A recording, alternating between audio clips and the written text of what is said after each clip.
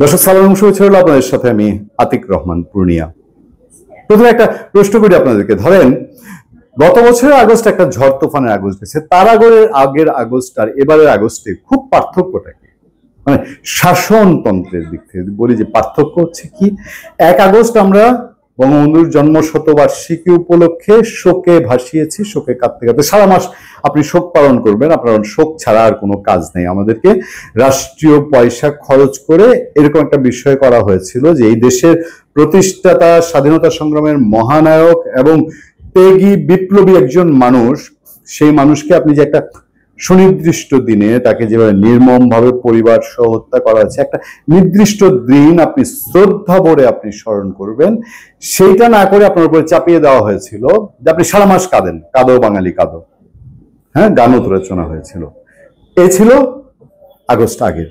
আর এবারে আগস্ট আপনি শুধু ফুর্তি করবেন। এখন ফুর্তি করবেন, আগে শুধু আগস্ট মাসে 1 মাস কাঁদতেন, এখন প্রায় জুলাই এবং আগস্টের প্রায় অর্ধেক, প্রায় 1.5 মাস আপনি খালি ফুর্তি করবেন, উচ্ছ্বাস আর উচ্ছ্বাস, আনন্দ আর আনন্দ। এবং সেই আনন্দেও রাষ্ট্র আপনাকে পয়সা দিবে, সেই আনন্দেও রাষ্ট্র আপনাকে 16খানা ট্রেন ভাড়া করে দিবে দেশের যেখান থেকে আপনি মাগনা শহরে চলে আসবেন। শহর ঘুরে টুরে আপনি শান্তিতে নোবেলজয়ী একজন মানুষের একটা বয়ান শুনবেন, বয়ান শুনে ভরপেট বিরিয়ানি খাবেন। বিরিয়ানি কত টাকার খাবেন জানেন? আপনি যদি এখানে 50,000 মানুষ নিয়ে আসেন, 30 লাখ টাকা এখন পর্যন্ত বাজেট আছে। আপনি ওই বিরিয়ানি খাওয়ার জন্য 30 লাখ টাকার ফ্রি খাওয়া দাওয়া করে যাবেন, মানে মাগনা আসা যাওয়া, মাগনা খাওয়া। মাঝখান থেকে ভাব ধরবেন আপনি বিশ্বকাপ খেলা দেখতে যাচ্ছেন, আপনি মুক্তিযুদ্ধের বিজয় হয়েছে, আপনি ঢাকায় যাচ্ছেন উদযাপন করতে, এরকম একটা ভাব নিয়ে আপনি যাবেন।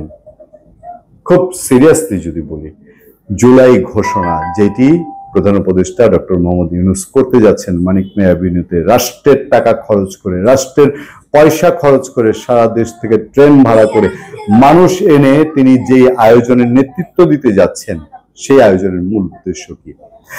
আপনারা যারা কমিউনিস্ট পার্টি, যারা এতদিন নানান বিতর্ক সমালোচনার মুখেও এই সরকারের সংস্কার কমিশনের সঙ্গে মিটিং করেছে, সেই কমিউনিস্ট পার্টির প্রেস কনফারেন্সটা একটু দেখবেন।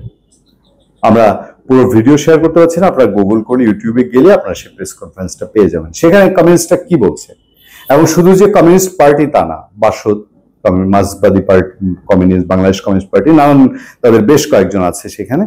তারা বলছে যে আমাদের রাষ্ট্রের যে মূল নীতি,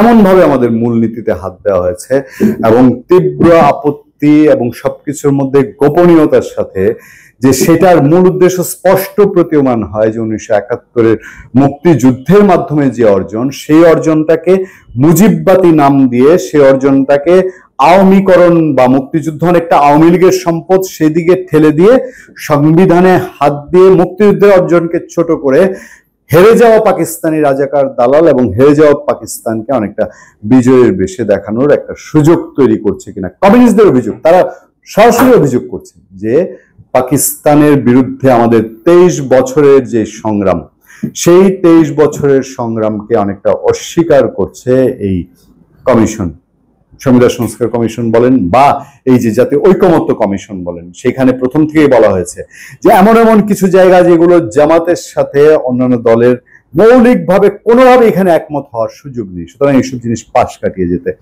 সংবিধানের মৌলিক জায়গায় হাত না দিতে। কিন্তু শেষ পর্যন্ত সেই হাত দেওয়া হচ্ছে বলেই কমিউনিস্টদের মাধ্যমে আমরা জানতে পেরেছি। আমরা কি জানতে পেরেছি? আমরা জানতে পেরেছি আমাদের 72-এর সংবিধানের মূলনীতি কি ছিল। 72-এর সংবিধানের মূলনীতি গণতন্ত্র, সমাজতন্ত্র, বাঙালি জাতীয়তাবাদ এবং ধর্মনিরপেক্ষতা। সেই জায়গায় তারা পুরো জিনিসটাকে চেঞ্জ করে দিয়ে যাচ্ছে, চেঞ্জ করে দিয়ে এখন সাম্য, মানবিক মর্যাদা, সামাজিক সুবিচার, ধর্মীয় স্বাধীনতা ও সম্প্রীতি। কি অপরাধ করেছিল আগের এই গণতন্ত্র, সমাজতন্ত্র, বাঙালি জাতীয়তাবাদ, ধর্মনিরপেক্ষতা? কমিউনিস্টদের দাবি ছিল, বা যারা, যে ঠিক আছে, আমরাও মনে করি সংবিধান তো একটা ধর্মগ্রন্থ না যে এটা হাত দেওয়া যাবে না, সংযোজন বিয়োজন করা যাবে না, তা না। কিন্তু যেটা বাংলাদেশের মূল ভিত্তি, 71-এর মূল ভিত্তি, এই বাংলাদেশ সৃষ্টির মূল ভিত্তি, এবং আমাদের একটি শক্তিশালী প্রতিপক্ষ আছে 50 বছর আগে, যারা এখনো সেই হারের প্রতিশোধ নিতে চায়, সেই পাকিস্তান, সেই পাকিস্তানের বিরুদ্ধে আওয়াজে আমাদের যেই স্তম্ভগুলো তৈরি হয়েছে, সেই স্তম্ভগুলোকে বাদ দিয়ে কেন আমাদের যে সংবিধানে এখন পর্যন্ত মূলনীতি যেগুলো আছে সেগুলো রেখে প্রয়োজনে আরো বাকিগুলো সংযোজন করা যেত। কিন্তু গোদ হয়েছে এই কমিশন, শুধু কমিশন বলবো কেন, যারা এই খেলার ডিপ স্টেট বলেন বা এই খেলার অদৃশ্য শক্তি বলেন, বাংলাদেশকে আজকে এই জায়গায় আনার পেছনে যে শক্তি তাদের কথা বলেন, তারা আগামীতে বাংলাদেশে যা ঘটাতে যাচ্ছে তাদের কথা বলেন, তারা সবাই বাংলাদেশের ওই কলিজাটা হৃৎপিণ্ডটা ছিঁড়ে বিড়ে খাওয়া ছাড়া তাদের শান্তি নাই, তাদের 71 সালের প্রতিশোধ নেওয়া হবে না। ফলে বাংলাদেশের সংবিধানের মূল ভিত্তিতে তারা হাত দিয়েছে।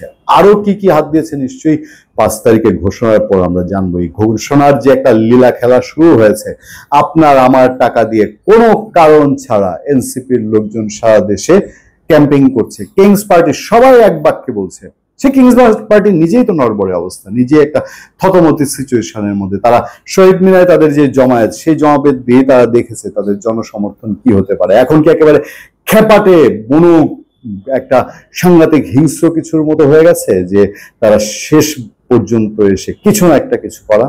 এবার আসেন বিএনপির ক্ষেত্রে, বিএনপি কি ইউটার্ন নিয়েছে? বিএনপি না সংবিধানে হাত দেওয়া সহ্য করবে না, বিএনপি না সংবিধানের মৌলিক সংস্কারের পক্ষে না, বিএনপি না বলে যা হবে জনগণের মতামত নিয়ে হবে, বিএনপি না বলে যা হবে একটি নির্বাচিত সরকার করবে। তারা সোজা ঘোষণা দিয়েছে তারা এই জুলাই ঘোষণার খসড়ায় তারা সাইন করার জন্য যে কোনো সময় প্রস্তুত।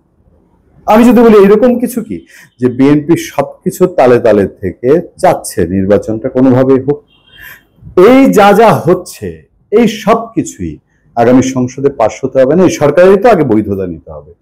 বিএনপি আগামী সংসদে গিয়ে যা কিছু করলো, তারপর আজকে যেহেতু স্বাধীনতার 55 বছর পরে সংবিধানের মূল নীতি সংবিধান পরিবর্তন করা যাচ্ছে একটি অনির্বাচিত সরকারের মাধ্যমে, একটি যার মন চাইলো আমি একটি কমিটি গঠন করে দিলাম, ওই কমিটি দিয়ে বাংলাদেশের সংবিধান চেঞ্জ, অনেকটা এরকম তো। আজকে থেকে আবার 10 বছর 20 বছর পরে আবার এখনকার যে রাজনীতির স্রোত আছে তার বিপক্ষের একটি স্রোত, আমি আওয়ামী লীগ বাদ দিলাম, অন্য একটি স্রোত যদি এসে বলে যে 24, 25, 26-এ যা হয়েছে সব বাতিল, সেই পথ কি নতুন করে উন্মোচন করে দিয়ে যাচ্ছে? ভালো থাকবেন, সুস্থ থাকবেন। আপনাদের সাথে আমি আতিক রহমান, পূর্ণিয়া।